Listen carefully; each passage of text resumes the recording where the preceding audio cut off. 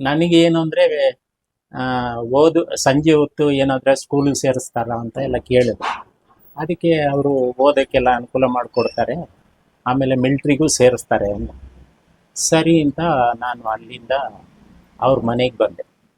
ಅವ್ರ ಮನೆಯಲ್ಲಿ ಅಡುಗೆ ಮಾಡಬೇಕು. ಆವಾಗ ನನಗೆ ಅಡುಗೆ ಗೊತ್ತಿಲ್ಲ, ಹೆಂಗೆಂಗೋ ಮಾಡಿ ಅಡುಗೆ ಮಾಡ್ತಿದ್ದೆ.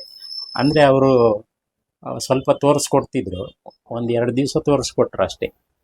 ಒಂದು ದಿವಸ ಎಲ್ಲ ಬರೆಯೋದು ಗಿರಿಯೋದು ಎಲ್ಲ ತೋರಿಸ್ಕೊಟ್ರು. ಆಮೇಲೆ ಒಂದು ದಿವಸ ಅಲ್ಲ, ಒಂದು ಅರ್ಧ ಗಂಟೆ ಅಷ್ಟೇ. ಆಮೇಲೆ ತಿರ್ಗಿ ಯಥಾ ಪ್ರಕಾರ ಕೆಲಸ. ಸಂಜೆ ಹೋದರೆ ಇವರು ಕೊಯಂಬತ್ತೂರಿಗೆ ಹೋದರು, ಒಂದು 2 ದಿವಸ ಇದ್ದು ಕೊಯಂಬತ್ತೂರಿಗೆ ಹೋದರು. ಆಮೇಲೆ ನಾನೇ ಬೆಳಗ್ಗೆ ತಿಂಡಿ, ಮಧ್ಯಾಹ್ನ ಊಟ, ರಾತ್ರಿ ಮಲಗೋ ಒಂದು 10, 10:30, 11 ಗಂಟೆ ಆಗೋದು. ತಿರ್ಗಿ ಬೆಳಗ್ಗೆ ಎದ್ದು ಯಥಾ ಪ್ರಕಾರ ಹಂಗೆ ಸ್ವಲ್ಪ ಸಮಯ ಆಯಿತು. ಇವ್ರಿಗೆ ಕೊಯಂಬತ್ತೂರಿಗೆ ಟ್ರಾನ್ಸ್ಫರ್ ಆಯಿತು. ಸರಿ ಕೊಯಂಬತ್ತೂರಿಗೆ ಬಾ ಅಂತ ಕರ್ಕೊಂಡೋದ್ರು. ಅಲ್ಲಿ 3 ವರ್ಷ, 70, 71, 72, 73 ಅಲ್ಲಿ ಕೆಲಸ ಮಾಡ್ತಾ ಇದ್ದೆ. ಅಲ್ಲಿ ನನಗೆ ತಮಿಳೇ ಬರಲ್ಲ, ತಮಿಳಂದರೆ ಏನು ಅಂತಲೇ ಗೊತ್ತಿಲ್ಲ.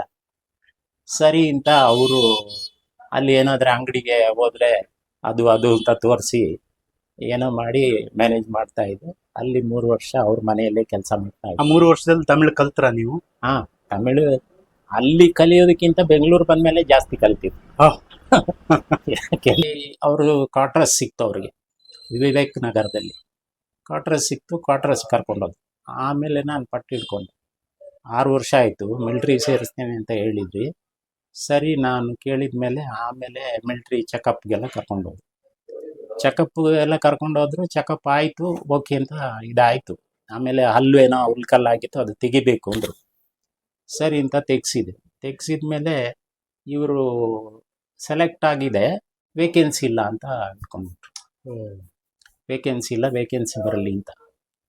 ಕೊನೆಗೆ 76 ಆಯ್ತು, 73, 76ರವರೆಗೆ ನೋಡಿದೆ.